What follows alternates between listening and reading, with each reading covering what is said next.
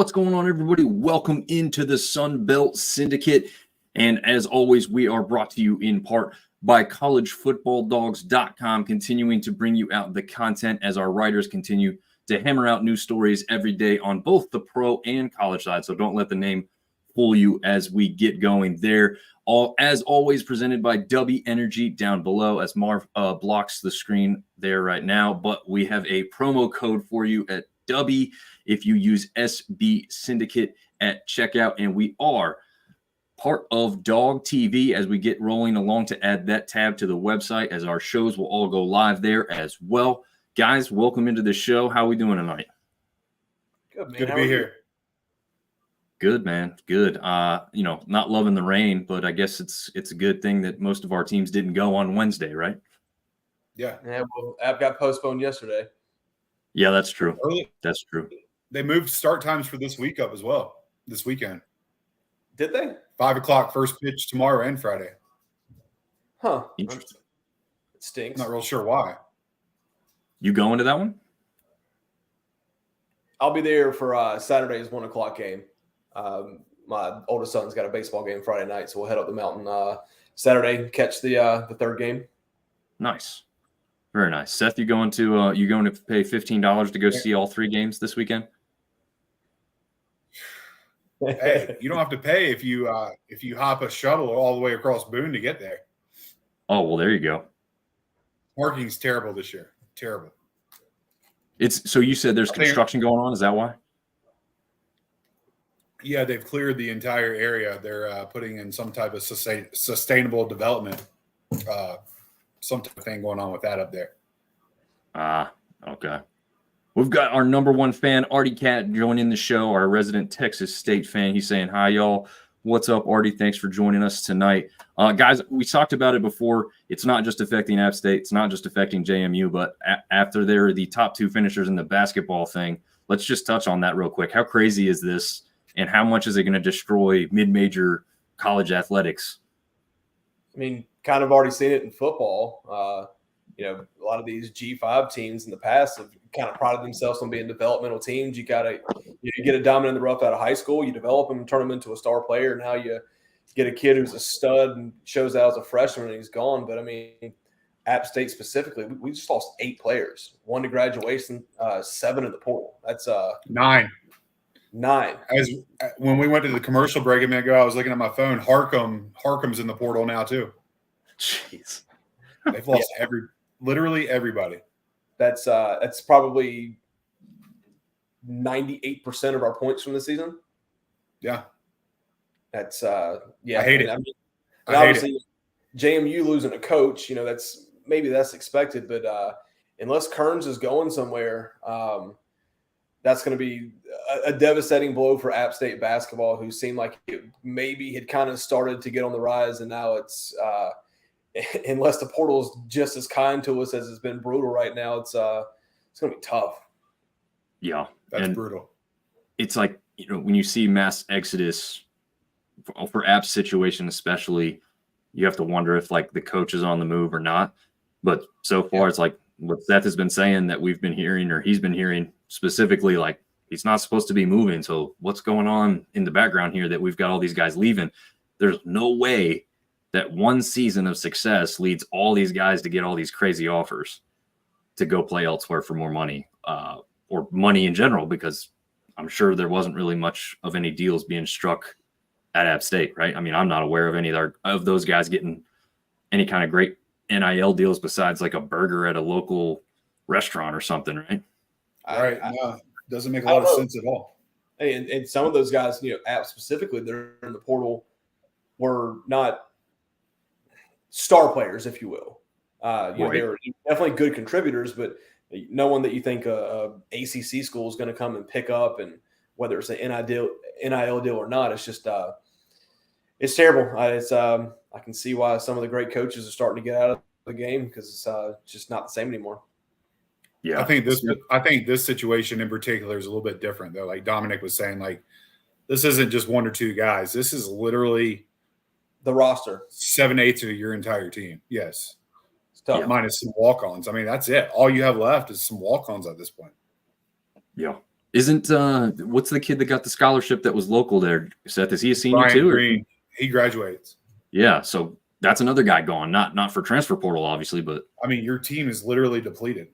yeah, you were completely starting over.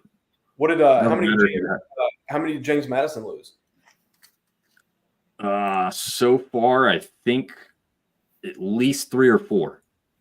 All right, so and that's only on the portal side. That's not including anybody who's graduating over there. Which, off the top of my head, I think there was at least 1 graduation on that team. Where did their coach go again? Vanderbilt. It's not a bad job. No, not for the money's going to be great, and the facilities are nice. The thing that's crazy to me is now Arkansas State's season is over. Right, they were in the CBI. They were on a long run, looking pretty good in that tournament. Controversial ending versus High Point last night. What happens with that squad? I mean, you got a coach there who seems to be kind of an up-and-comer, a team in Arkansas State who got hot there in the tournament. They have some really, really talented players. Caleb Fields, probably their most talented player all the way around, does lose eligibility due to graduation. He's not going to be transferring. But it remains to be seen what other talent in the Sun Belt will be picked apart. I mean, it happened last year with Marshall. You know, they had Logden, who went down to Florida, who was kind of starting to make a name for himself before he broke his ankle before NCAA tournament. You had, I'm going blank on his name, but we had the guy down in Louisiana who transferred up to, I think it was Memphis, had all kind of issues and didn't see the floor much at all this year. In fact, I think he was suspended off the team for some period of time. But yeah, I mean, it just looks like for basketball, it's worse than anywhere else because you don't have the roster size. We were talking about that too, right? Like, you don't have 53 guys and you go, well, if we lose 10 or 11, it's okay. We can replace them. That's all that's on your roster for basketball. So yeah, that's all you got. Yeah, it's just I don't know. That's like I said, app specifically. That's devastating. That's who knows? Maybe, like I said, maybe the portal taketh and giveth. I don't know. True. It is possible, but I will say it's an uphill battle, and you guys know this, and there's other Sun Belt schools that are involved in this too. Not the easiest place to just swing a basketball recruit to come up, right? You're not at the beach. You're not at a warm destination where you're going to be playing and everyone it's like, it's hot. Let's go inside and watch this basketball game. You got the opposite of that going on. You've got to fight people that you have to get bundled up and drive over to go see a basketball game and win them over. And that's, as we've seen, not easy to do here. Guys, did you see me embarrass myself as a little battle rap hype video? Big Ten backers. No. Big Ten backers are talking about that. Jinxed the bracket. It jinxed a couple things for me. I didn't have any like big money riding on it for James Madison, but I was just mainly having fun with it. It wasn't even a big to do for me. I just kind of thought of a couple lines real quick, put it together. Actually took me longer to edit the video than to either write the thing or shoot the video itself. So yeah, I don't know. Scoreboard fixed at Vandy. I think that's they got the construction going on at their football stadium, right, like App did a couple years ago. But yeah, he continues to say going to be a lot of pushing Sunbelt players and all Power 6 programs. Yeah, I think in basketball, like we just said, it's going to be a lot more obvious there than anywhere else. And he's correcting himself. Group of 6 instead of Power 6. And now there's only Power 4, right, guys? Yeah. The Pac-12 no longer exists. Nope, not at all. We got Neil jumping in. I'm a big App State fan. The portal has killed our momentum and our team. There's absolutely zero doubt about that. But hey, let's get to why we all came here. We'll round back into stuff if people have more comments or questions. But we are into the second week of Sun Belt action, and hopefully we can keep this rolling along here because I've added a few more graphics. But obviously now we've already had some midweeks this week. So this is actually last Tuesday's scores. Just real quick, and if you guys want to see any that you want to pick out and just talk about real quick, we'll kind of hammer through the midweeks and then get into what happened last week and then what we expect to kind of look at this week too. A lot of close games that didn't go, the Sun Belt's way. South Alabama losing by a run to Auburn. Georgia State loses to Georgia Tech by 2. Coastal loses in the 9th to NC State. A lot of games that could have gone our way and maybe should have. But yeah, kind of what you expect, I guess, out of some midweeks when you're playing some quote unquote bigger schools. What's that Georgia State record? They're surprising us a little bit, aren't they? Georgia State's second conference right now. I actually had that pulled up. We have here actually. They're 13-11 overall, but they're 5-1 in conference. There we go. There we go.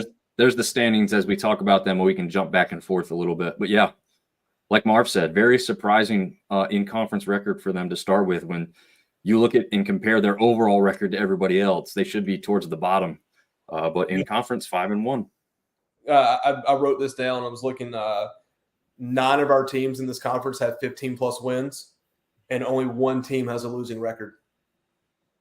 Yeah, it's pretty incredible. And don't tell any of the bigger schools how great we are in baseball, because they'll poach our players too. Yeah, no kidding, right? It's just insanity. But yeah, I think you're right. And man, the one thing I did want to check on, and I forgot to do it, was to compare this conference currently with the win-loss aspect of each team to some of the bigger conferences. You know, I think it's interesting, and I bet it would be difficult to find a conference that's better than the Sun Belt right now, with how many teams have winning records versus losing records. I mean, look at that. Louisiana, Georgia State, Southern Miss, Texas State, Coastal, App, Troy, JMU, South Alabama. Like, those are all really quality programs. You wouldn't want to play anyone in the weekend series. Do you think there's a possibility we get more than 4 this year into a regional? What was it, 5 last year? It was 5 last year. I think 5 will be tough again, to be honest with you, especially if we continue to beat each other up in conference. But I think there's almost no doubt that the Sun Belt should get 4, unless people just completely fall apart here. But 5 will be tough. I think 6 would be nearly impossible.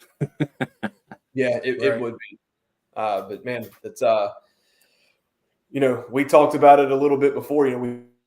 We're kind of diving into other teams in the Sun Belt. You kind of knew who your traditional powers were, but there's just a lot of talent and a lot of good baseball teams. Yeah, I think the most interesting team, and we talk about this quite a bit each week, is who's the real Georgia Southern. Right? Have we figured Georgia Southern out yet? I don't think so. I don't think either. Yeah, their conference record or their overall record doesn't tell you enough yet. 3-3, 11-12. Right. When we think they're slow, we think they're on the downside here. They come right back. Yep. Yeah. I was thinking the exact same thing. I mean, it's for them to go to Southern Miss, or no, that was at Georgia Southern, but still, to take 2 out of 3, you get Southern Miss. Yeah. Pretty impressive. Yep. App taking 2 or 3 from Coastal. Does that say more about App, or does that say more about Coastal? Coastal came into that game on a 3-game losing streak, 4-game losing streak. No, we know they lost. They lost to State, but they won the last game against JMU. So yeah, yeah, and they won 2 out of 3 against JMU. So I don't know. 2 weeks in, and still a lot of questions. I think there's still a lot of questions. Yeah. Yeah. Well, Andrew's a resident South Carolina native. He's a South Carolina fan first and foremost, but he's also saying Coastal's been to dominate. They may pick it up.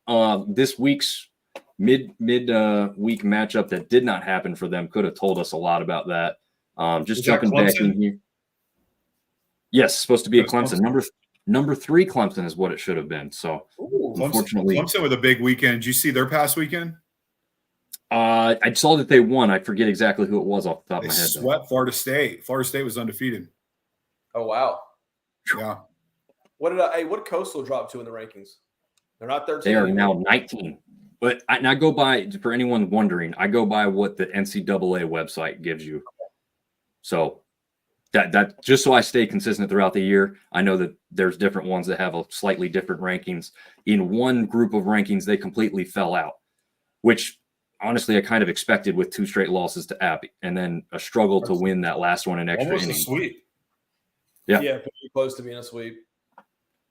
Could have, should have been, in some regards, really, if you talk about it that way. I think I asked the question a couple weeks ago, who was Coastal, and I think I'll give you my bold prediction. I believe Coastal maybe third or fourth in the conference by the time it's all said and done this year. Yeah. Yeah. Which ultimately would be surprising. However, as long as it gets them to regionals, which honestly, as good as this conference is, I feel like that they could still get there even with a third or fourth place finish. That's still a team you don't want to run into, like. No, they've got ULM this weekend. They can potentially get back on. They should, they could potentially get back on track. But I don't know. I'm not going to go as far as Seth and say third or fourth. I still think they're top one or two. I think they're at least four behind Southern Miss and Texas State right now. Louisiana's the hottest team in the conference. They won 8 games in a row. There you go. Dang, you stole my thunder, Marv. Come on, man. I was saving that one. Sorry. So, Artie Cat, you are 100% correct. I was going through the box scores for each series. Georgia State this weekend averaged less than 300 people at their home games. I will tell you this. I don't know how relevant it is to what people know already, because he's talking about they need a major facility renovation. There is one in the works. At least drawings are submitted. They're out there. You can go find them. It's going to look phenomenal. I'm not sure like seating capacity and how that will change and everything, but it is coming. And you're right. It's bad. It's not good. And that's going to Marv's point too about why people aren't showing up. Think about how many people go to high school baseball games in your traditional baseball's okay kind of markets. Obviously in Texas, it's probably a different story as we've seen with their football programs. But yeah, 300 people, how many kids are running around by the parking lot, while they're counted as a person too, I was going to make a joke and say that's about as many people as they had at their home football game against App this year. Ooh, yeah. Is it really that bad? I assume they play on campus. I don't know if they do because it's right downtown. I feel like I don't know. It's a good question. Yo boy Carr saying, "Watch out for Coastal. They might make it to the championship game and cancel it due to COVID." They will never ever live down COVID Carolina. Never ever ever. That comment will never get old. Andrew says scored 9 in the ninth in a comeback win. Clemson is scary. Yeah, you've got a South Carolina fan telling you that, that's the truth. Already saying it's not a traditional campus. It's very bad compared to baseball and even football or basketball, I guess is probably what he means there, right? Can we just give a shout out to Artie for being here every single night? Yeah, dude. We appreciate it, man. We get Artie as a really guest. Appreciate it. Yeah. Artie and Neil are the top two from like football, basketball, baseball. They're always showing up. I love the fact that they love this conference as much. It's obvious that they love it as much as we do, and they love their teams, obviously, even more so than that. But yeah, I'm very thankful for the views, the comments, the interactions, because that's what keeps us rolling here. Speaking of keeping us rolling, very few games on Wednesday. We had a rematch from earlier this season as Marshall went up against West Virginia. They got trounced pretty bad this time, though, 15-0. Obviously, that's a little backyard rivalry there. Not quite to the extent of West Virginia and Pitt, but they don't like each other much, being both in the same state and battling for those fan bases and viewers. We had Arkansas State go down to Southern Illinois. Again, this is one of those midweeks where you're like, nothing's really shocking, but I would have probably picked Arkansas State to win that one on paper. And then the Cajuns take care of their in-state little brother, I guess you could call it, with McNeese State coming into town. They take care of them 4-1. So not a good Wednesday overall, but we did have the Cajuns, again, the hottest team in the conference right now, taking a victory home there. We'll bring back up the standings real quick before we get into last night's games that were from this week's midweek. Anything to really point out here, guys, stands out to you any further than what we already discussed? Yeah, you need a flip-flop App and Coastal because App went 2 out of 3 against Coastal. So in a conference tiebreaker, App would be ahead of them. Just wanted to. That's a good point. Rub that salt in just a little bit. I wonder how they're. Yeah, no, I wonder how they're doing that because I just went off. They're doing it based off of overall wins and not taking into consideration who beat who in the conference. It makes sense only to some regard. I don't like that. No, actually, no, they're not doing it because they got Troy under App, but Troy has more overall wins than App. So I don't know what they're doing. Maybe it's a popularity contest. Interesting. Yeah. I'll have to look into that because I didn't even as I'm going through and making the graphic, that's actually something I didn't really pick up on. Interesting. All right. Well, just the App left column. That's all it boils down to. Yeah, there you go.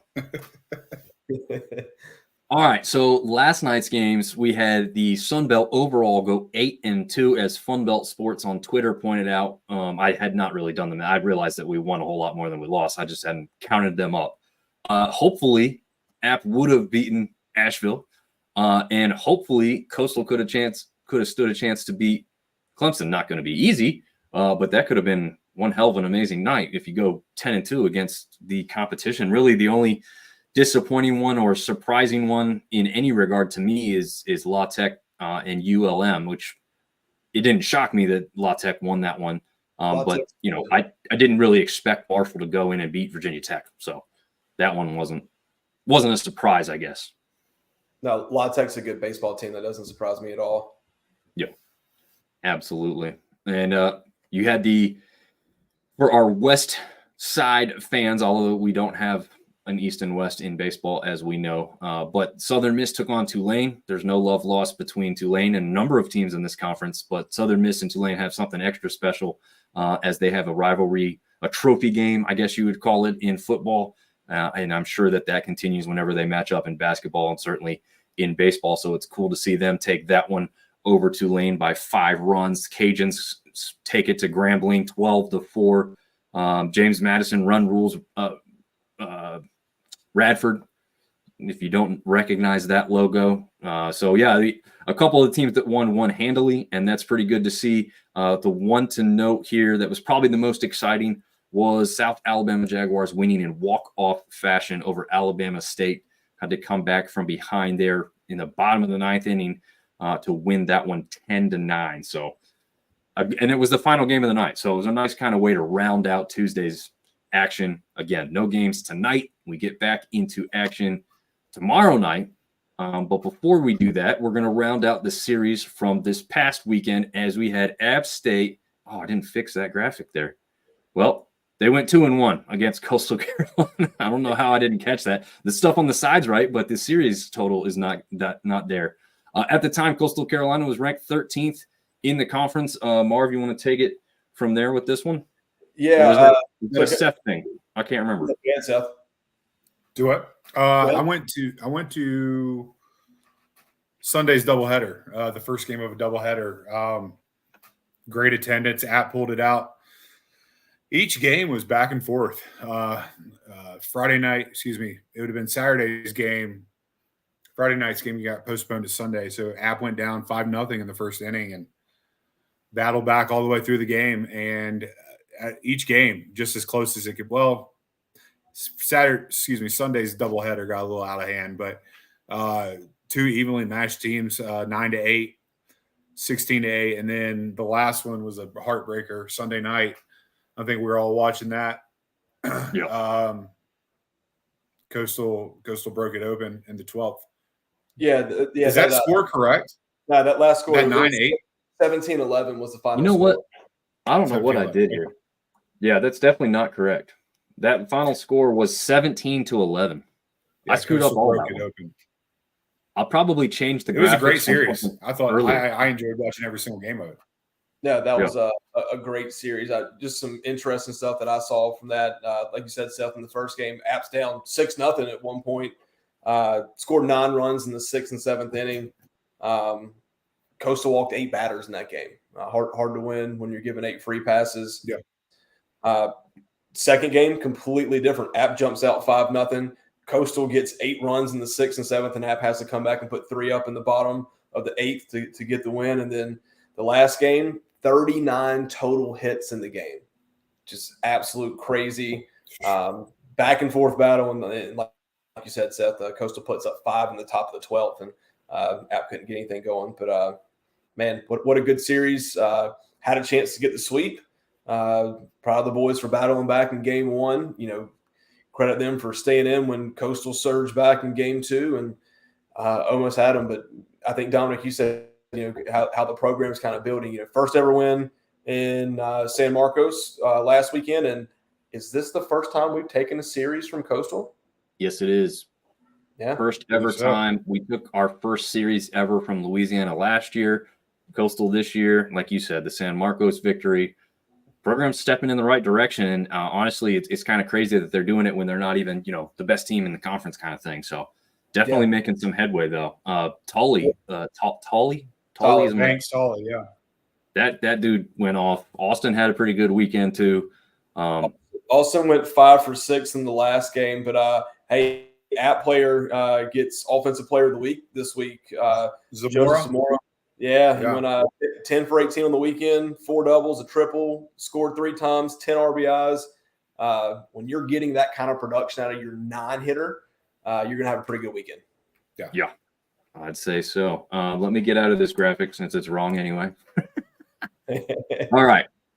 So as we see, the one thing that I did get right in the graphic was that they were number 13. They are now number 19 in the country, according to the D1 baseball rankings from NCAA.com.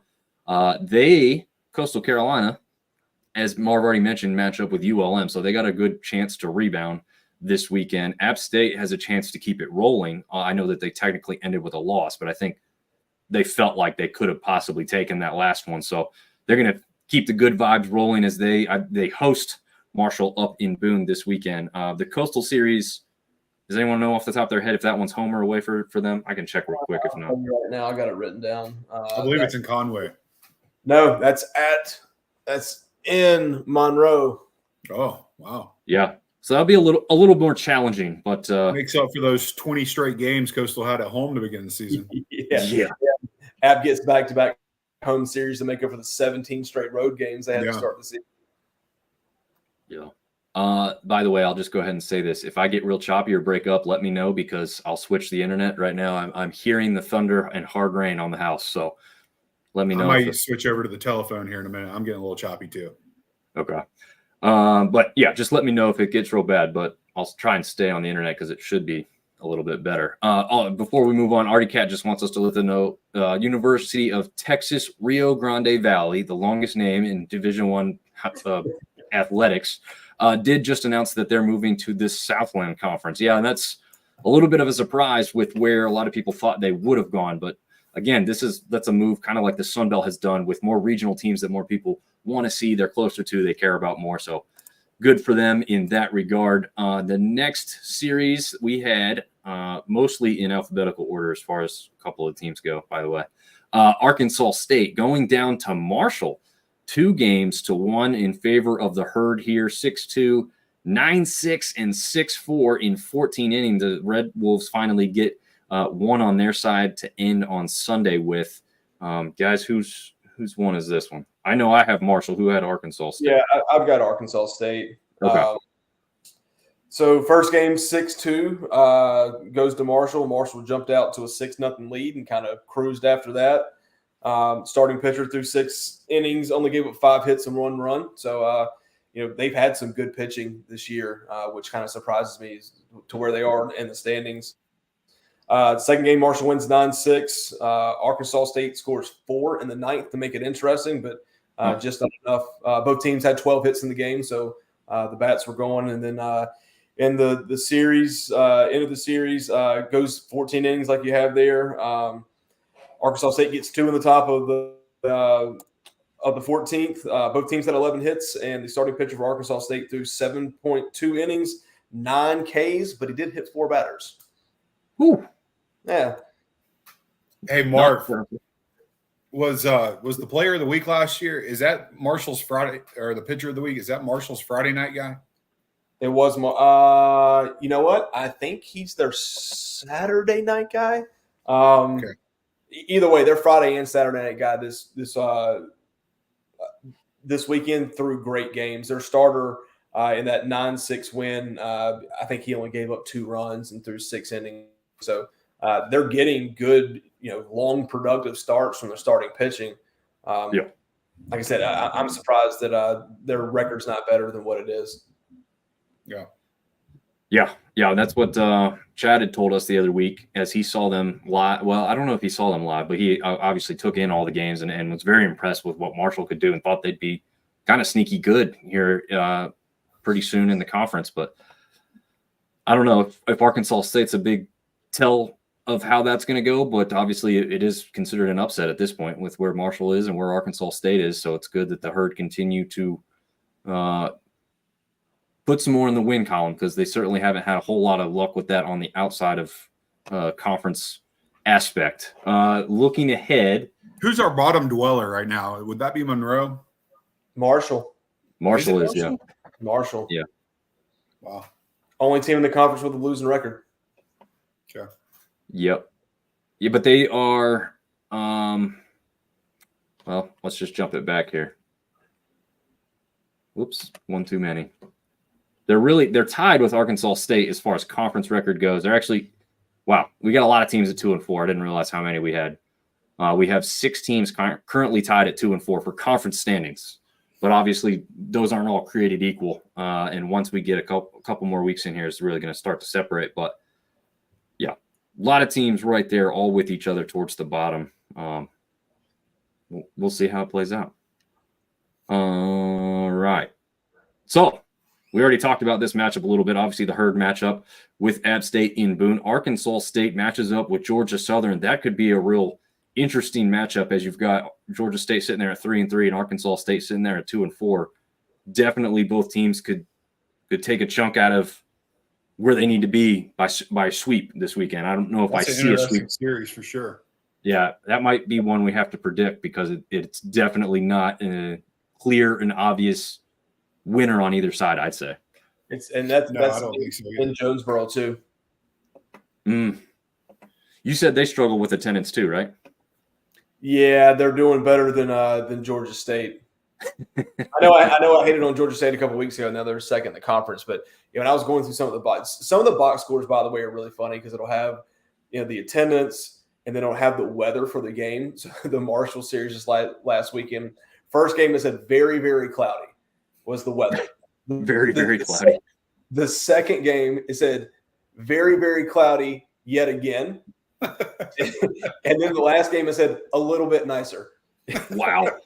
That's awesome. Just go to I think it was Marshall's website that I went to and just clicked on box score and you can go to them. It's sometimes comical. Yeah, definitely seems that way. Before we get back into it here, already had mentioned, Marshall had the series upset. Yo Boy Carr says it's crazy different how softball and baseball are. Baseball, anyone can beat anyone. Yeah, I think that's true. Honestly, I feel like that's true in women's sports in general, to be honest. Like, well, softball, you can use the same pitcher all week, right? Ooh, that's a good question. I honestly don't know. You don't ever have to change pitchers in softball, do you? They don't have a pitch count like baseball and everything? I mean, you see the same girl throwing, when I do watch it, it's the same girl usually throwing all the time.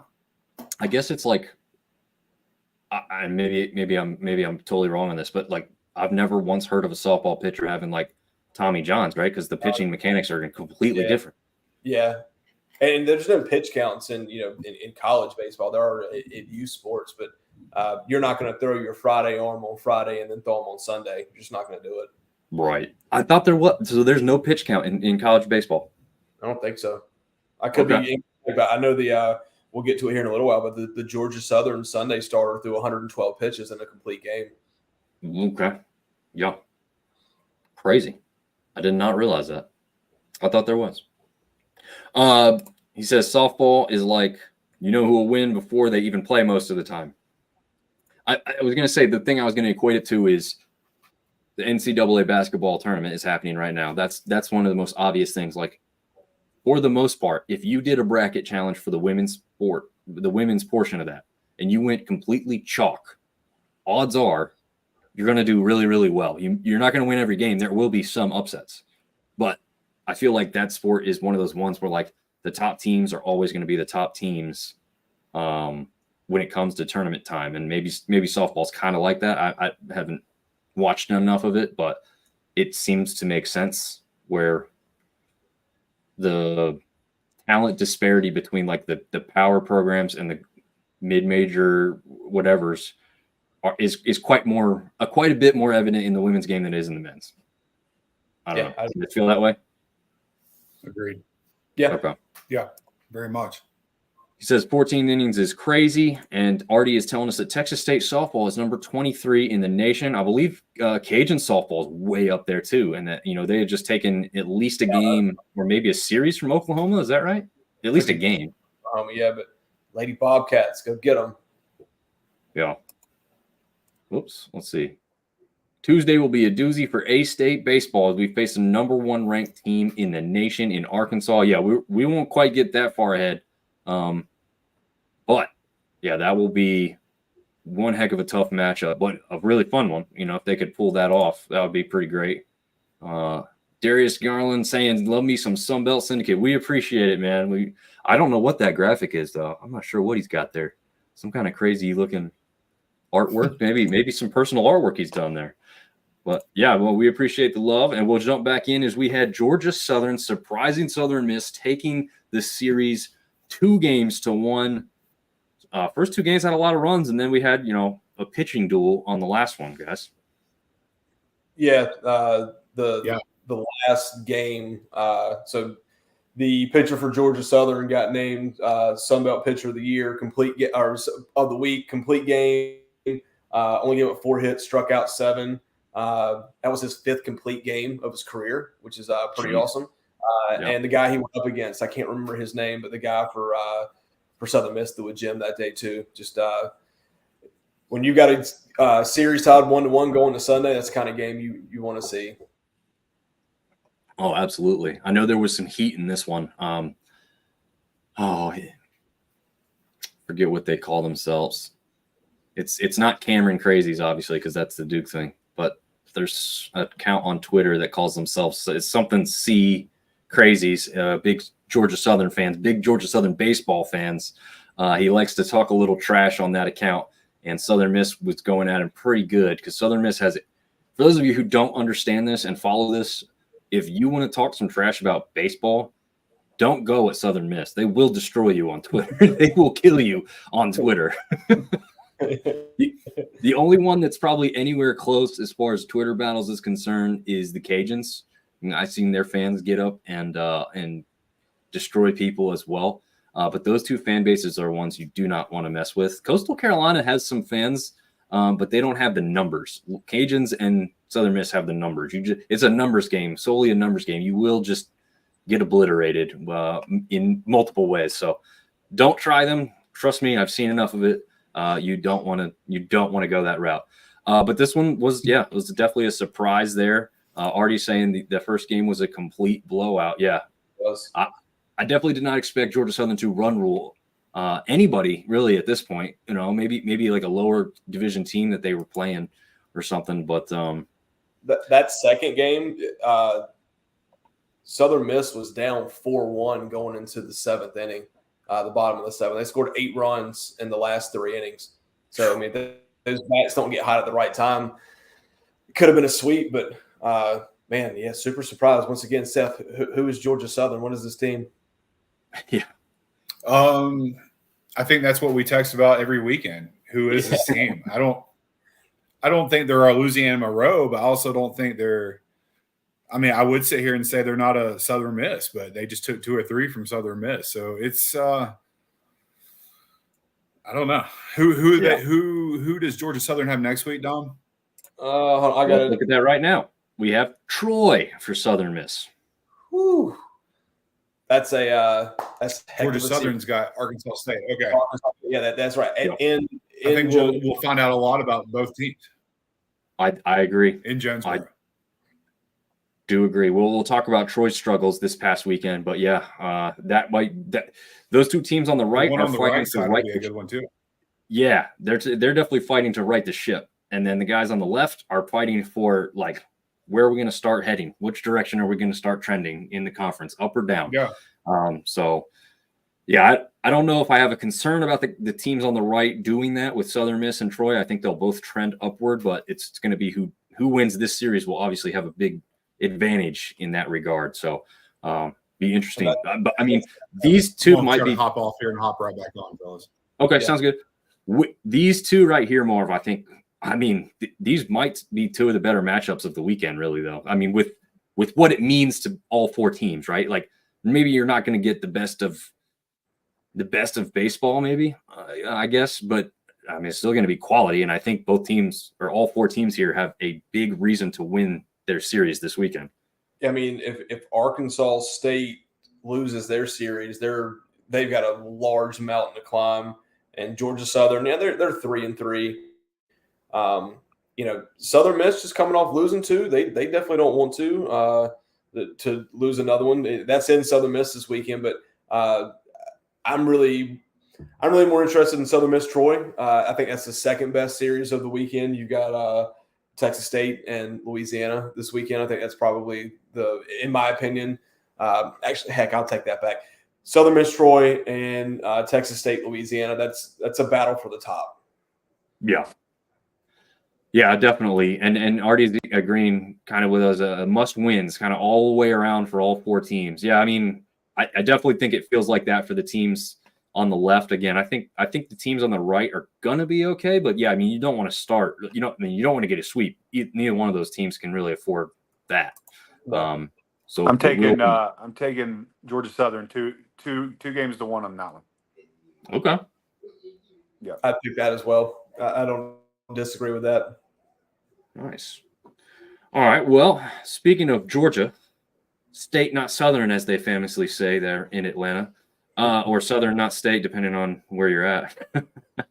But Georgia State, again, like we said, jumping up towards the top of the conference after winning the series over ULM 2-1. You had ULM, had 3 straight losses coming in. Did I have that down right? Either way, they weren't the hottest team coming in. They haven't had a great overall record so far this year. They win the first game 13-10, so just the opposite of a pitcher's duel in that one. But then Georgia State kept that kind of run scoring going all weekend by scoring 13 and then 11. Who has Georgia State on that side of the ball? I think that's me. I didn't watch any of this series. I just kind of kept up with the game tracker. First game looks like it was a really good game. Second game, Georgia State just jumped on them. It was 11-2 after 4 innings. They just kind of coasted. And the third game was pretty similar. Way to bounce back for Georgia State. I mean, you lose, you give up 13 runs in the first game, and then come back and score 24 and only give up 7. So there you go. Yeah. And this is a good note by Artie. He said, watch this series due to weather delays, probably for his Texas State Bobcats. He says ULM's not horrible, but they are inconsistent. So, yeah, I mean, that makes sense. 13 runs one game, then 4, then 3. I mean, reads just like he wrote it, just can't seem to put it all together there. So, yeah, you got the tale of two teams here. I would have assumed – you wipe the slate and you don't tell me who was good and bad this year. I would assume this was a fight towards the bottom of the conference, and now you've got Georgia State up there at the top and ULM down there at the bottom. So, yeah, interesting series, especially after it's all said and done, to see where both teams are in the standings currently. And speaking of both teams, do we know who was Georgia State's first series against? Georgia State's first series was South Alabama. Okay, so we don't know entirely a lot about Georgia State just yet. Yeah, not enough to know that they belong at the top is what I'm trying to say. Yeah, are they going to be a mainstay? Yeah, I think that's hard to say that they will be. Not because they don't have the quality of the middle of the pack and the lesser teams, but I don't know if I can see them competing towards the top for much longer, to be honest. Right? I mean, right. I think anybody else think we're wrong on that? No, I think a weekend series with JMU. JMU is another team we're trying to figure out, who they really are. I think. Did Texas State take two or three from JMU? Was that right? Yes, JMU did get 1. JMU's famous for taking 1 to avoid being swept. this is another series. I think this coming weekend we're going to be able to tell a lot about these middle of the pack teams. I think we kind of know who's at the top and who's going to be at the top, and we're trying to figure out who our 5, 6, and 7 is going to be. So this weekend's going to tell us a lot about Sun Belt baseball. Yeah, I think you're right. If Georgia State takes 2 out of 3 or 3 out of 3 from JMU, I'm going to have to start believing a little bit. Yeah. I'm going to go out on a limb and say ULM takes 1 from Coastal too. Oh, wow. Okay. Ooh, bold predictions.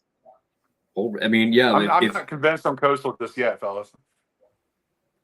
I think Coastal fans aren't convinced on Coastal just yet. From what I've seen on the Twitterverse, there was a couple guys who were really unhappy with the pitching being real inconsistent thus far. I will say this, what I have read, and, this is internet fodder, so take it for what it's worth, as it's not fact. It could be some type of, overly done thought on something, but apparently there was a flu or cold of some sort that was running through Coastal's roster, probably affected them. Plus, they're playing up in Boone in colder climate. Did that get the best of them? Probably COVID. Yeah. COVID Carolina continues to strike. Hey, Seth, if App sweeps Marshall, does that change your opinion on Coastal?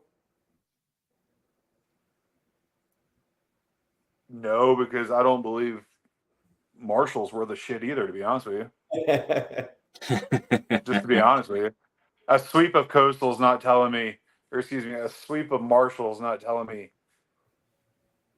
much at all about. I don't know. Marshall's not terrible. I mean, I would expect App to at least take 2 or 3.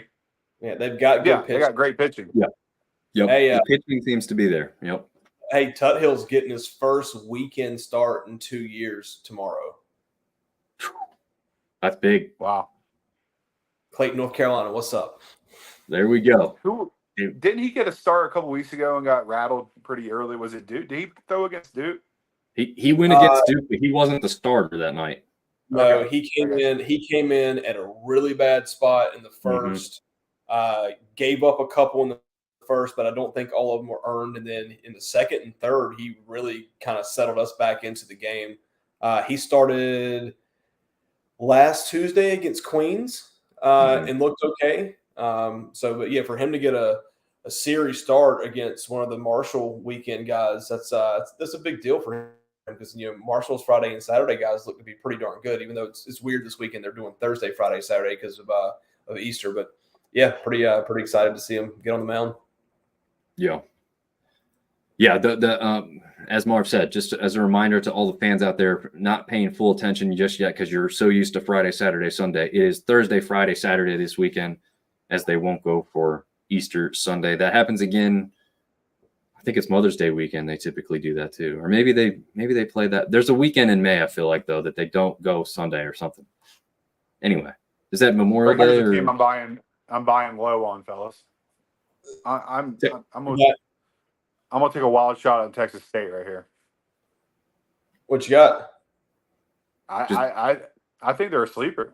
I mean, I think they're going to be something. I think they're going to be in our top 4 at least by the end of the year, top 5 at least. 100%. Since you're rolling with Tech, Artie's favorite team to start with, he says Hall had a first complete game in 2 years for the Cats. We played bad in Game 3.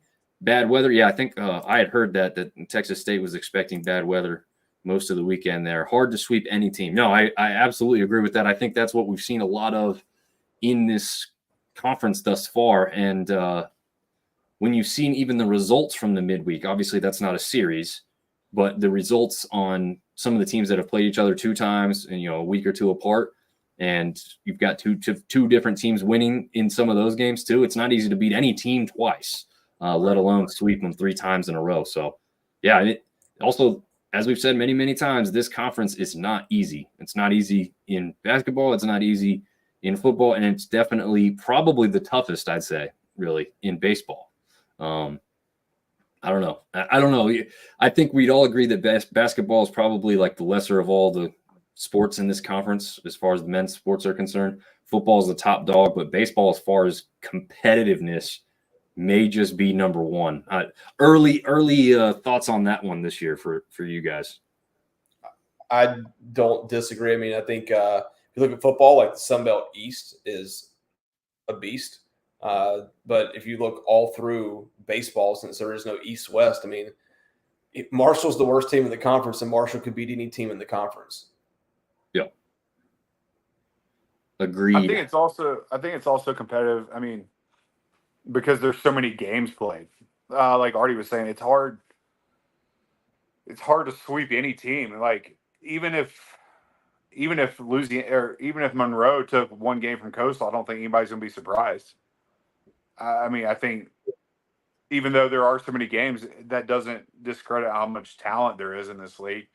Like he was saying, Marshall, even if they finish at the bottom, I mean, that's still a pretty decent baseball team. I mean, now if Marshall swept App this week, yeah, that'd be a huge surprise. Or even if Marshall took 2 or 3 from App, that's a huge surprise. But there's so many games being played with so many talented teams. I think that's the reason you're seeing 4 to possibly 5 teams making a regional. Yeah. I think one thing that will have to happen for us to have 5 teams, honestly, is that these bottom teams start to lose a lot. Yeah, no, you're right. You're talking about a little bit of separation. Yep. You need your top teams to be hammering these teams 3-0. That's the bottom line of it. So with all these people jumbled together, is not what you're saying doesn't look that great just yet. No, I don't think the conference will get the respect it needs or deserves if that continues to happen, unfortunately. I think they'll just be like, oh, none of them are any good. Instead of saying they're all really good, they'll say the opposite. For instance, Southern Miss losing a series to Georgia Southern doesn't look good for anybody. Is that what you're saying? Yes, exactly. What you need to do is Southern goes and sweeps their next 4 series. Right. Yeah. That one depends heavily on what happens in the next week or two about how that kind of looks when you look backward. Coastal having 3 of 6 losses already to start the conference. I mean, yeah, I get what you're saying. Everybody's beating up everybody, but there is no clear cut 2 or 3, that stands up above everybody else. So what you're saying makes complete sense. Yeah, like this series, this one with Texas State and James Madison is a great example of what I mean too. Is like Texas State has gone up and played some really big programs and beaten them early this season. Then they've had some kind of not so great losses. It would have been a big sway in people's thought process and opinions had they swept this series instead of just winning it 2-1. Right. Now they didn't get beat badly in that last game on Sunday by James Madison, but they did lose it. As Artie said, weather had a lot to do with it. If people know those things, that helps them understand. But let's be honest, there's a lot of baseball played in a lot of different areas all at the same time. It's impossible to watch all these games. So they're just going to see a scoreboard, and they're just going to see 7-5 and 2-1 instead of 3-0. And it doesn't matter if Texas State sweeps this series 3-0, they don't even look at the individual game scores, is my bet, right? They just say, hey, this team's really good, and they beat somebody 3-0. Yeah. So you got to have your better teams continuing to do those types of performances, and you have to let your bad teams be bad. We're not cheering for anything specific on teams like that besides our favorite team, but that's what you're going to have to see, especially towards this is why Louisiana went on a run towards the end of last season, because they just kept beating everybody right at the end there and then continuing it into the Sun Belt Conference tournament, which put them into the regionals, because before the tournament started, there was a lot of people thinking they were going to be one of those first teams out. And you're talking about the bracketology for basketball.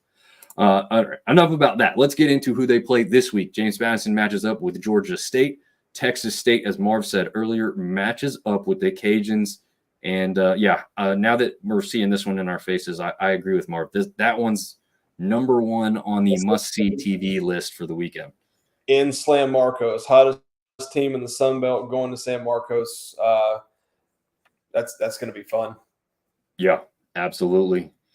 Alex Poindexter is saying that they call it the Fun Belt for a reason. They absolutely do.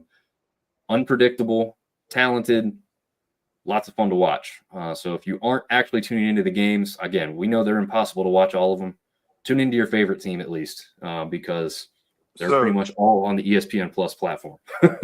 So, Dominic, not to keep harping on your last point, but if you're looking at this series,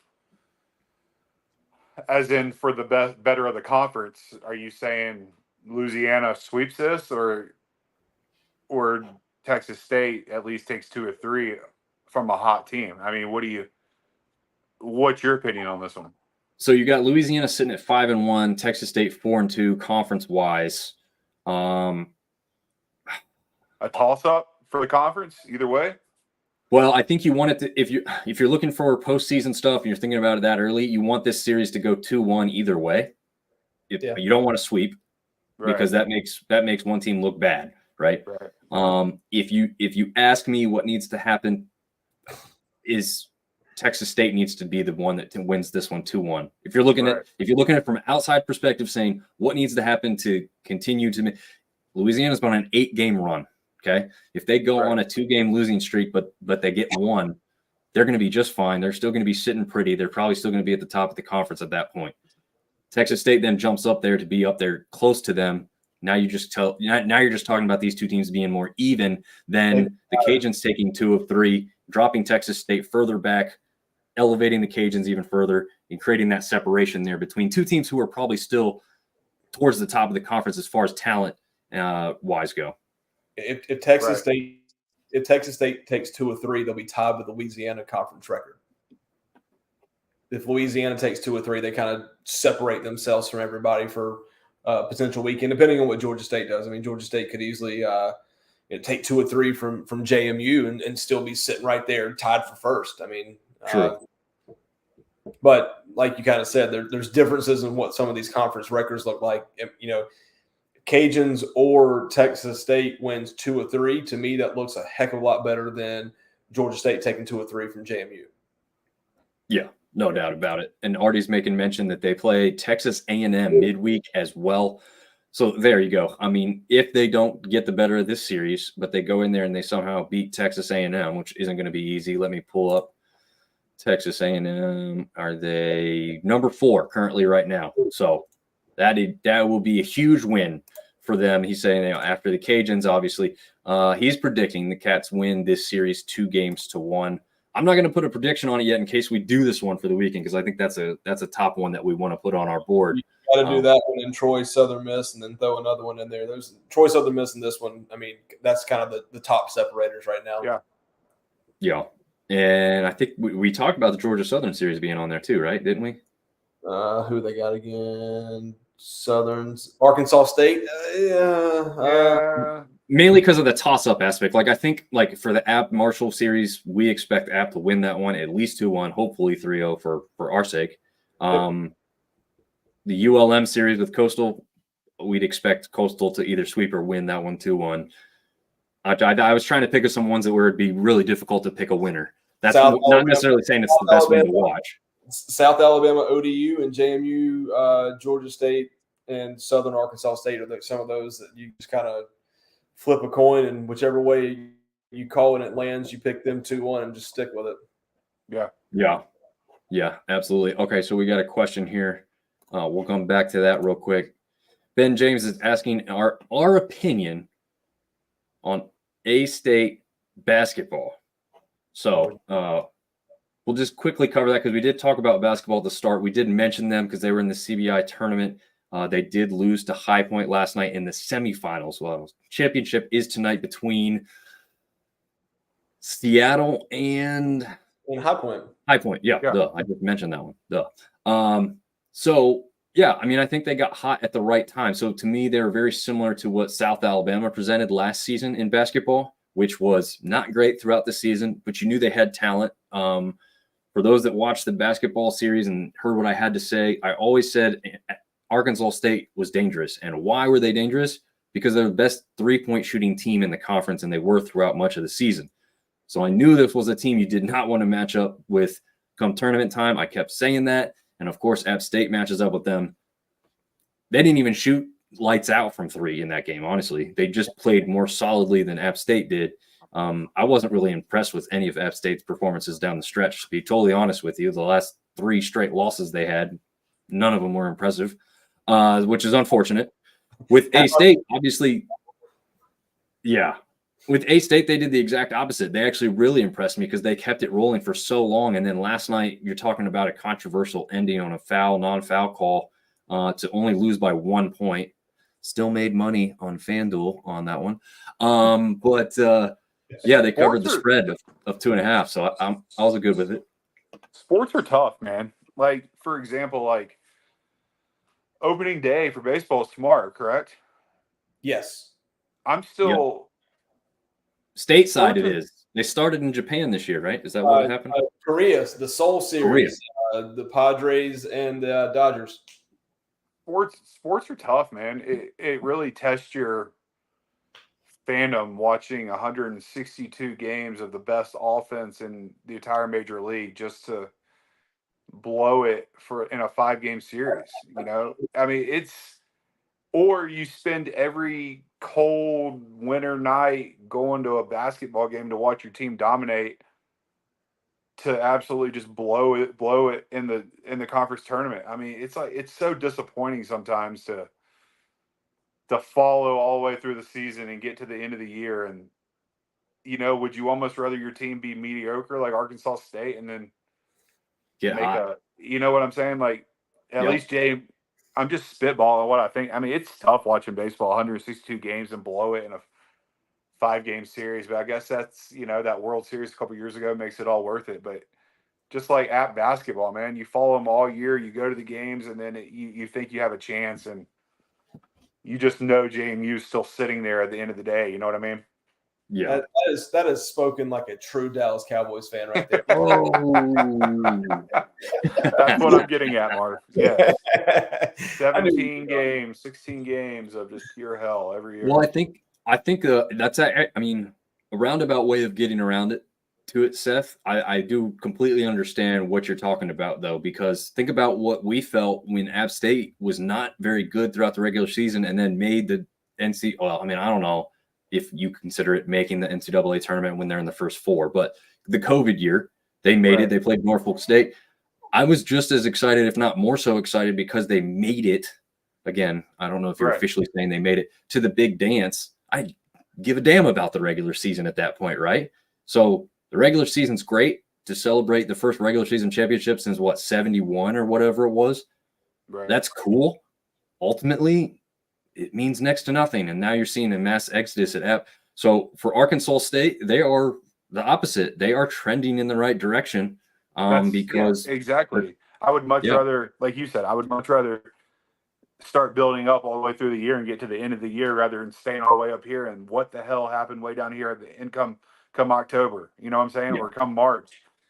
It's being a sports fan, man. I mean, especially not to keep going on basketball, but like what's going on over there? Like, you have literally lost. This isn't just something to talk about for 5 minutes. Like, you have literally lost your entire team in 3 days. Like, your entire team is gone. Like, nobody. And so going back to Arkansas State, yes, I would much rather be in that kind of position where you're winning some games in March rather than be expected to win all these games and you just can't do it. Yeah, and I think that was a little bit of built-up frustration right there. No, it's all good. No, that's why people tune in, man. They want to see those emotions, so all for it. But yeah, I mean, with the Arkansas State thing, they've got a little bit better of a situation, right? Like, you had Kearns either possibly or being rumored to be connected to another job. You had Byington at JMU who was out the door. You don't have those things happening with Arkansas State's head coach, Hodgkins, I think his name is, if I remember off the top of my head. I can picture him. I don't know if I'm nailing the name or not. But it's such a double-edged sword. You know, right? It's such a double. Like, if you have success, then watch your back. Yep. Yeah. You know, if you're Georgia State, you don't have to worry about anything. You know, like, we got our coach unless he gets fired. You know, I mean, or he leaves for a tight end position at a bigger school. Everybody's worried about the next ASU football coach leaving. Like, Sean Clark ain't going nowhere unless somebody tells him to leave. You know what I'm saying? Like, it's just. But you got to worry about your players leaving. I mean, it's ridiculous. How much at the end of the season we're like, holy crap, Joey's gone. Someone's going to come and offer him $500,000 and Joey's gone, or Nate Johnson's gone, or you're looking at the biggest college football fan minus you two you'll ever meet in your entire life, and I promise you, within 2 years, I will not watch another single college football game. Like it's gotten to that point where it's ruined. Like it's ruined college football. It's ruining college athletics like altogether. Like it's absolutely ridiculous. And when do you get to the point where you stop it? I mean, ratings start going down, then the money starts talking. Yeah, when they quit printing money. Yeah. I mean, well, the other thing that I hated the idea of it or the thought process of it a while ago, and I'm starting to come around to it more now, is, considering these players to be employees of the institution that they, however you want to describe it, essentially being employees, though. They're being paid to be at the school to play the sports that they're playing. Hated it. Did not like that thought process or idea at all. But if you go to that type of structure, this movement doesn't happen the way it does. You still have to allow movement, and it will still occur in some form or fashion, but it won't be a free-for-all Wild West like we're seeing right now. And as much as, again, I don't really like the simple aspect of that, I still can't put my mind to that's what I want. But look at this conference and look where it gets poached from. It gets poached from the bigger schools, right? We saw it happen last year with basketball, possibly happening already again right now with basketball this year. Our football players that are good are sometimes getting poached out now too for these bigger programs that can give them more money, bigger donor bases. The Sun Belt can't compete on an out-and-out basis. You might be able to save one or two guys with some money. You ain't going to save 8 or 9. We don't have the money like Liberty and Duke, and Liberty is like a weird example. Right. Yeah. We are all 14 public education facilities, and I'm happy that we don't have a single private institution who can pull something like a Liberty does, right? Like unfair advantage. It's one of the many reasons that people hate Liberty so much is because they have all the tools at their disposal, because they're a diploma mill, off-campus factory mill of students. And I'm glad that we're sticking to like a structure that makes sense regionally, obviously, but also in the aspect of like no little tiny school like Wake Forest is going to come in here and be a part of this conference and be tiny, but they have all the money to compete. Like I hope we never bring that type of thing in, because I just don't think it fits like the fan bases, everything else.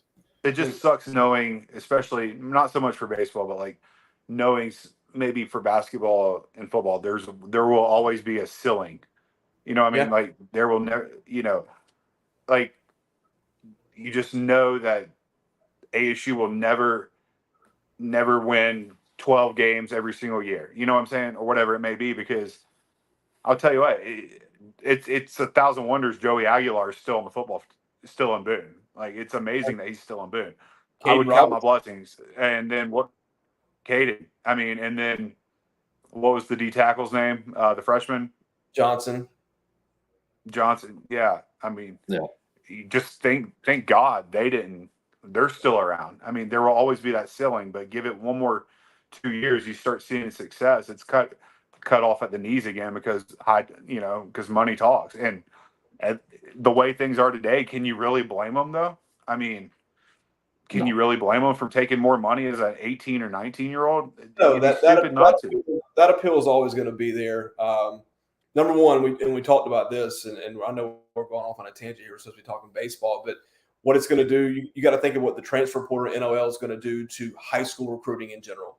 Even Austin said when he was on the podcast, the portal, you're going to have older and older teams, and you get away from that developmental thing, which, like I said, at App, that used to be our thing. Like we would get guys that were overlooked, and we'd bring them in. We had great coaches, we develop, and now they're a great player. To go back to the other part, the amount of money that these colleges and the NCAA is making off of the name, image, NIL stuff, I think the players should be able to get paid. But where they really fumbled the ball on this is they should have capped it, made it more even. So your P5 schools can pay a player a max of X dollars per year, and your G5 schools can do that too, but we know that they'll never get there, but you cap it. Call it $100,000 a year. I mean, if you're 18, 19, 20 years old making $100,000 a year, you're going to piss that away at the bar anyway. Like, you're not – unless you're really smart, you're not setting yourself up for financial success in the future.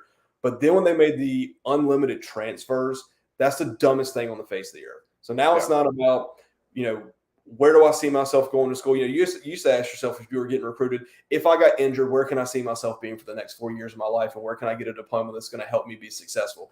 Now it's, hey, what school's going to call next week and offer me the most money? It's absolutely, there's no allegiance to anything anymore. It's just a big fat money grab. And the NCAA, who tries to have so much control, when the big boys came and pushed the buttons, they have no control. They're a shell company at best. They're a legislative arm of nothing, and it's they should be absolutely ashamed of themselves. It's once again, I'm all for paying the players. I think you got to cap it, one-time transfer, point blank, period, and that's my 2 cents. It's like Dominic said, the Wild Wild West. Where does it end? Like, the only way it will ever end is if people stop going to games and people stop watching it on TV. That's the only way it will ever end. You hear people say, well, the big four conferences in football will just break away from the NCAA and they'll be unregulated. No, they won't. They'll just all go to the NFL and get real money at that point. Yeah. You know what I mean? If you're like an Ohio State fan or Georgia fan, it's not affecting you. It will affect you, but it's not affecting you anywhere near like these teams in the Sun Belt, Right. You're getting rich every single day. You're getting rich with talent, while other schools are just, the teams like App, Georgia Southern, whoever it may be, nobody's wanting to. It's killing the little man. It sucks. And whoever asked this question, damn you, because it's already so late. But it's. It's a fair point. He didn't even ask anything about NIL. I guess Marv went down that road. But no, it's something we could sit here and talk about for 3 hours and not even get a dent in it. It's ridiculous, and thank goodness we haven't seen it in baseball yet. But right, with success, it will come. So, you think there's any like Ponzi scheme, money laundering things going on in these NIL collectives? Oh no, never. Funny how some of these colleges, I don't know if it came out a couple years ago. They were talking about the budgets, the athletic budgets for a lot of these schools, and I think I specifically remember Texas. Like, their athletic budget was, I'm going to make up a number, like $177 million is how much they brought in, but they showed a zero profit.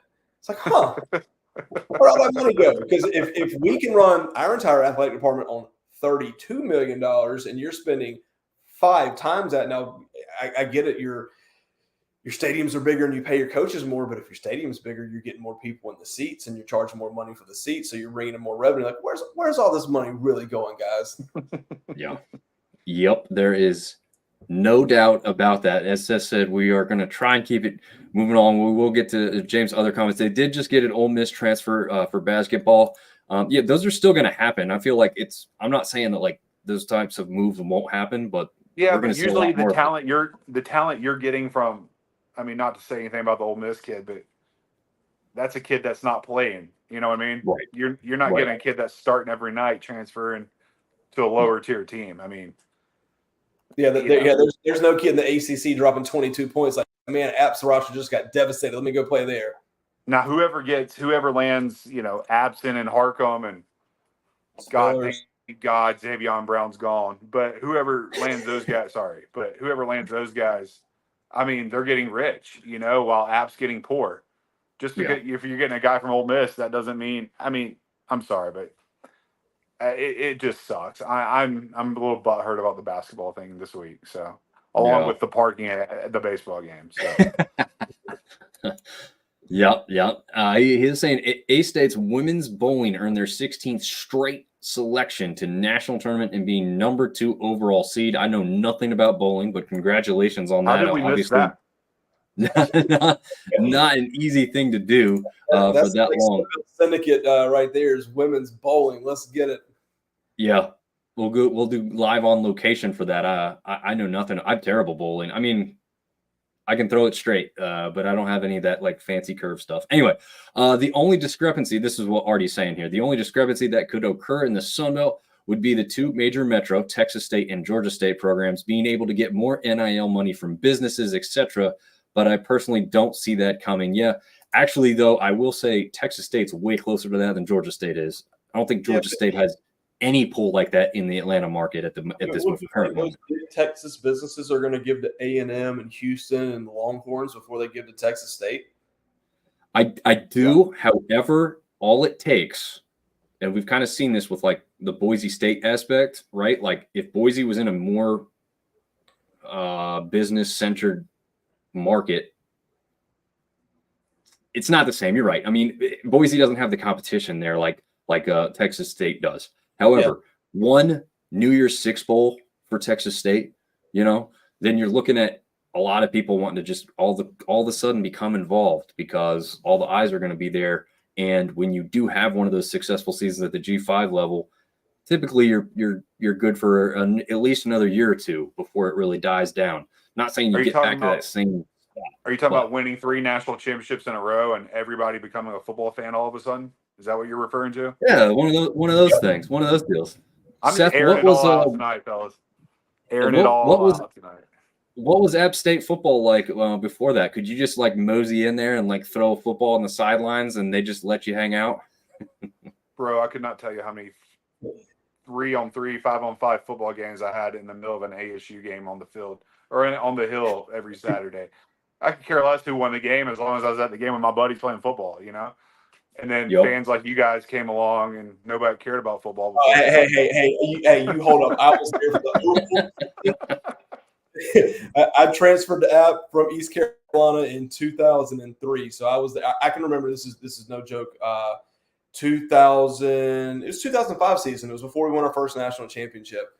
My parents came up for Parents Weekend. It's when Richie completed like 27 straight passes against Furman. We had a really fun time at tailgate, and we got to the game at the end of the first quarter, and we were able to get 35-yard line seats in the student section at the end of the first quarter. At an App State football game, if you're not in the student section an hour before kickoff, you are not sitting in the student section. So, that's been a build since 2004 to where we are now. I can remember when I was still a student in 2006, you could kind of get there right around kickoff and still get a spot. But App State football has changed significantly, and that's what winning does. I mean, look at this stadium. Yeah, no doubt about it. I'm not trying to go down a tangent, but I already am. Like Dominic, we were talking about like recruiting. Like, how does NIL affect recruiting? Do you still recruit kids out of high school, or is it more? Are you focused more on the portal at this point? Because the reason I ask that is like, let's say App lost their top receiver, running back, for basketball, for example. Let's just say football lost everything. Does that fall back on your coach because you recruited those kids? You did a heck of a job getting those kids on campus, but then you lose those kids, and because of that, you lose an extra 2 or 3 games that you probably wouldn't have if you had that talent. You see what I'm saying? Like, who does that fall back on? I mean, is it because you got the kids on campus, but you couldn't? It wasn't the coach's fault that he couldn't pay them because whatever Clemson was paying them. Well, I think it's a little bit of two things, right? I mean, if you lose 1 or 2 guys because you just can't afford to pay them, that's not going to fall on the coach, right? That's on those kids wanting to do what's best for them and their families. And I personally don't hate anything like that because I would do the same. So I can't hate on somebody who I would probably do the exact same thing with. One thing that I always hate real quick is, they're not loyal. Some of these kids never even heard of your school before they got brought in there and got an offer. I hate that you're not loyal because I've seen fan bases turn on their favorite players after a couple bad games. So you're not loyal, so you can't blame them for being loyal. Yeah, that's another great point. Look what App State fans did to Zach Thomas, one of the greatest quarterbacks. He has a off season during a COVID year when he could have came back the next year, and he was so sick of hearing the bull crap that he left. And then, he's not loyal. That dude was that man bled black and gold, and y'all ran his ass off. Yep. Yeah, no, absolutely. So, but actually, we'll just loop this into one of Ben's other comments real quick. College football players need to take note because no college basketball player opted out of the tournament. I don't think that's one and the same, to be honest with you. These guys get the most views they've ever seen during the tournament. So, no, you're not going to see – I would be shocked if any college basketball player ever opted out of a tournament. The situation is different too, right? You can be, is it one and done still in college to get to the pros? It's just 1 year you got to put in, right? Yes. Yes, Okay. it is.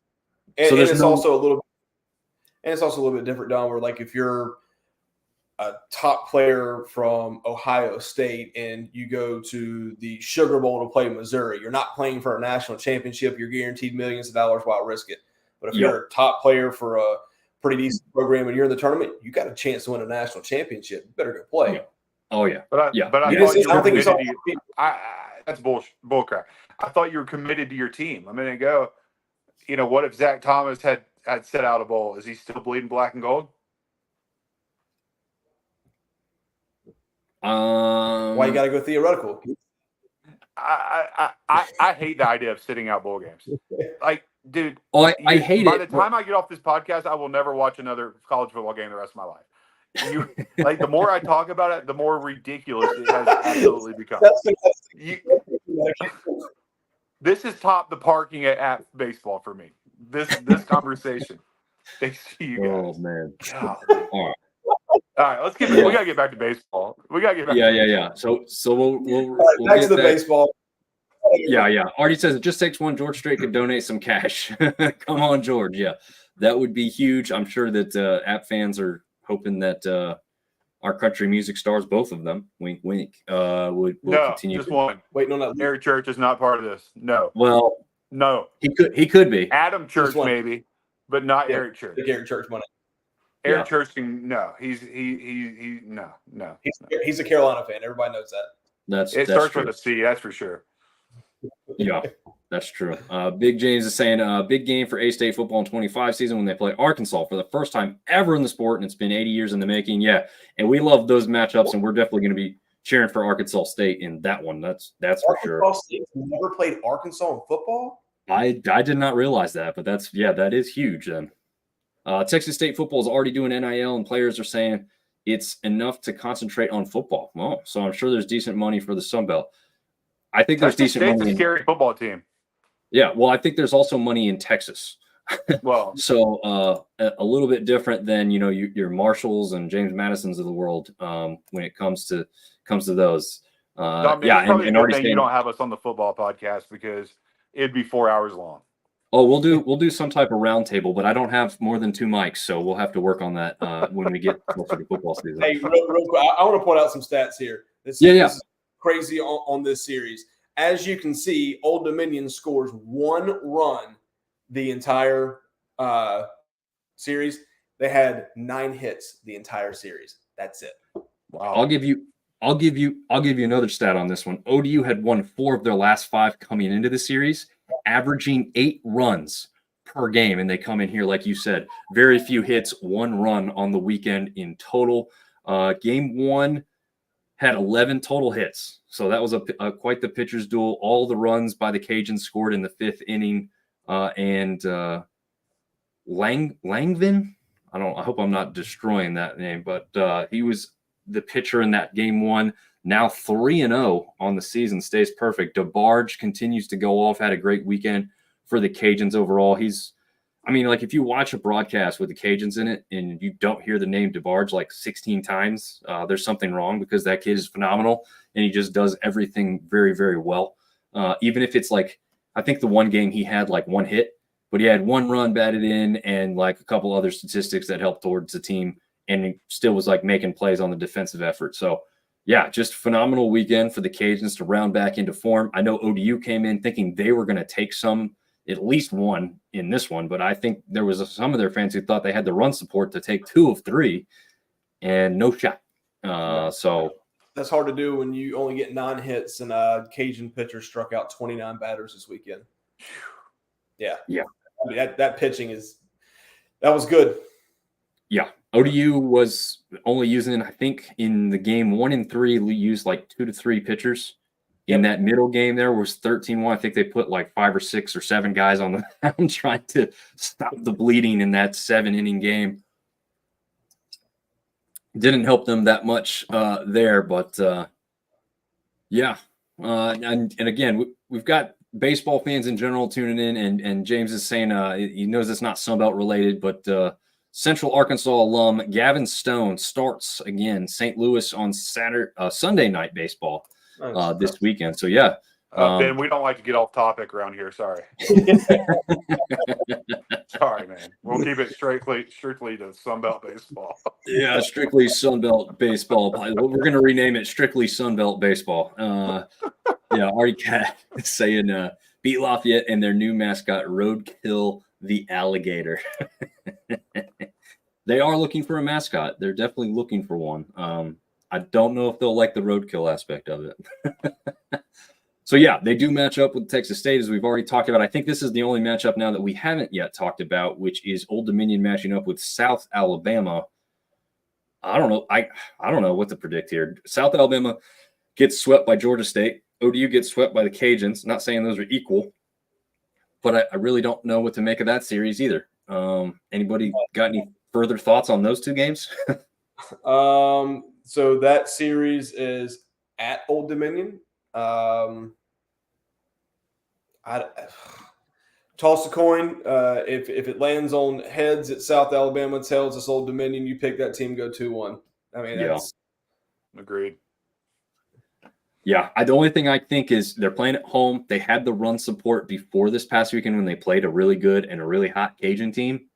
Maybe that comes back. I think that series was at ODU, though. I think they got swept at home. I could be incorrect. I think, let me scroll back up here. That was in Lafayette. Okay. That was down in Lafayette. That makes a lot more sense. Then I'm going Old Dominion 2-1 to rebound at home. I honestly would favor that as well. Ben's putting up Red Wolves for life. So let's see. Going back, do we have another? Yeah, we had South Alabama versus Troy. These two teams, these two programs, these two schools, fan bases, everything hate each other. This is the App State, Georgia Southern level for those of us in the East that know that one. So this one was surprising. 10,000 people in those three games combined. I did not fix this graphic either. I did terrible on the graphic game this week. Well, stuff on the right is correct. The series did not get swept by anybody. South Alabama took this series 2-1. Yeah. I think what I did, I started focusing on these score graphics, and I forgot to go back and update a few of these series. Now that I see that, I'm taking it back. South Alabama 2-1. Coming off a series win at Troy. I mean, that's impressive. It is impressive. Yeah. It is impressive. And 10, not only that, people. How many? 10,000 between the three games, they said. It's not bad. Yeah. There you go. This is and Artie's throwing it up there. Yeah. Again on the side, it's correct. Should be 2-1, not 0-3. Did not update that. I'll do better. I literally proofread some of these, and I guess I just focused on the scores on the right instead of going through the stuff on the overall series. Anyway, I mean, this is you're talking about that many people at a baseball game. This is what the Sun Belt was built on. Yeah. Teams and fan bases people care about, and that's what's going to keep us rolling through. So yeah, I mean, just a couple quick notes I had on that one. So in game one, South Alabama scores 5 in the top of the ninth to win that baseball game. 4 home runs hit in that game. I think it was 2 by each squad. In the second game, it was 7-0 going into the 6th. Then South Alabama gave up 5 to make it super close and then ran away with it. 26 total hits in the game. South Alabama had 3 home runs in the first 2 innings to jump out to that big lead. And then in the second game, also Troy's pitching staff had 13 strikeouts. It's pretty impressive. Wow. Had 13 strikeouts, still give up 10 runs. Yeah. Well, I think after what we're seeing and what you just talked about in those first 2 games that South Alabama took and what they just did in the midweek, you can start calling South Alabama the cardiac cats with the way they battle back to win some of these games or make them closer than they should have in that second game, like you spoke about, where they were up a little bit and then let them come back there. But jumping into this weekend, I think we talked about all the matchups at this point. But yeah, South Alabama, ODU, Troy goes up against what? That's not even. Is that what I want? Yeah, Troy does go up against Southern Miss. I thought I got the wrong team on that part too. Oh man. One thing we will not do is what Ben is asking us to do. Y'all should do some outside of the league.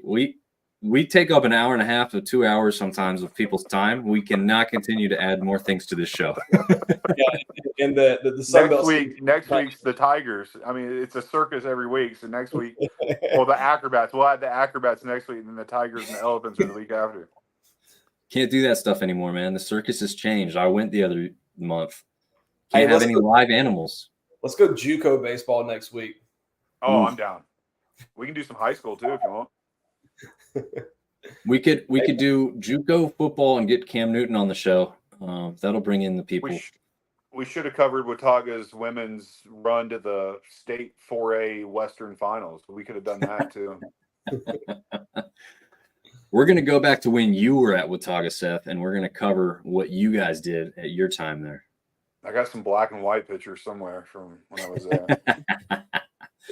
All right. So we are now towards the end of the show. As we know, or as some of you may not know because you're just tuning in for the first time ever, we do our picks every week. I sat this one out because Chad had done. Yeah, I scratched myself out. Celebrity pick done by Chad Dickens, who tied. But a nice job by Seth here to go two. They both go 2-1 on the week. Marv goes, oh, you pulled a Dominic there, Marv. What the hell are you doing? What kind of a buddy? I must have already been in Mexico drinking tequila to take Old Dominion 2-1 over the Cajuns. I can double check that, but I thought I double checked everything multiple times, but I don't know. According to your graphics, you really checked them 3 times. yeah, I should probably check it multiple times. Yeah, fact check that, please. All right, I'll do that. Maybe I did mess that one up, but either way, that would still put Chad and Seth as the winners of the week, tying for that 2-1 record. I'll leave it off. My picks will be 3 games off everyone else's after this weekend, but you've got Seth up there. Well, all right, it does change things because for the overall record, you and Seth could then be essentially tied as far as 10 games apiece. Seth would have one less. Oh, no, I guess because of your loss moving over.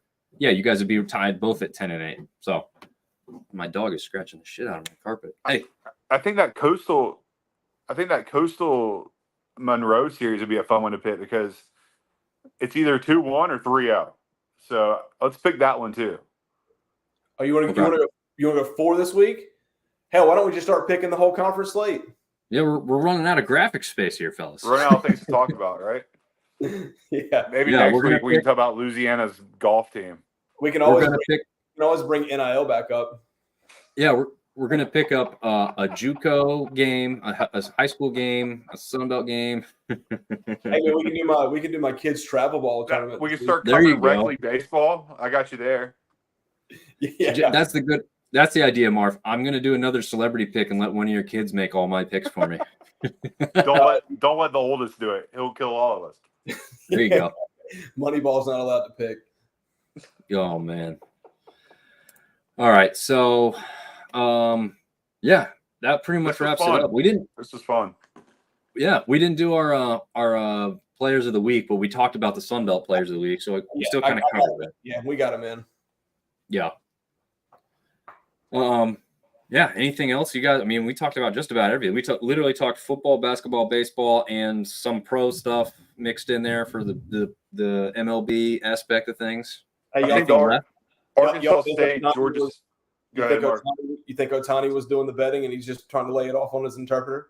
I actually believe Ohtani in that one. I think. You believe? But here's the thing: if it comes out he was. It'll be there's too much money to lose on Ohtani. It would be like when Jordan had to sit out to go play baseball. I don't believe he did. No, I don't. So the weird thing is the only thing that I've seen, and again, I don't even know if this is factual because I haven't read like it's any other report than like something I've seen on social media. But if that is to be true, then it does look pretty damning because lots of money was placed on a certain aspect or a certain game that he was involved in, and then in some of those games he did not play well, and the money was placed on the other team to win. So it's like $0.5 million. Yeah. Do you listen to Clay Travis at all? Mm-mm. He and this goes against what I was saying about this is an argument why it could have been Ohtani. Anytime you place a big bet, such as, $4 million, which there's only one out of the three of us that would be able to do it on here. Looking at Mexico guy, there's got to be some type of collateral there for somebody to take that bet. You know what I mean? Yeah. An interpreter, they're not. What he was saying was, there's not an interpreter is not going to be able to, and maybe he's making that kind of money, but somebody backed that bet. So for somebody to take that bet as a bookie, there's got to be some type of collateral there. Like if you go to Vegas, they're going to give you a line of credit based on your finances. But what they were saying is there's got to, like I said, this goes against me believing that it wasn't him, but they were saying, yes, somebody else is behind it for there to be that much money involved. He knows something. I hope he did it. So Pete Rose can get into the Hall of Fame. Yeah. But see, Pete Rose never bet against his team. No, there's nothing. There's nothing betting against your team to win. I mean, greatest ever in football, not the Hall of Fame. Also, can we get to the point where like these dummies, if it was him, but just in general, like are giving their bets to somebody who's like further in relation so that it can't be tracked down? Like how are we letting these bets be played by people like so close to the situation? And when it's themselves, it's even dumber. Like stop. And not in your hometown. Like, who would put $4.5 million on baseball bets in some city in Japan? Who's from that city in Japan? Wasn't it just a few months ago? And I cannot remember if it was even college. It was college, I'm pretty sure.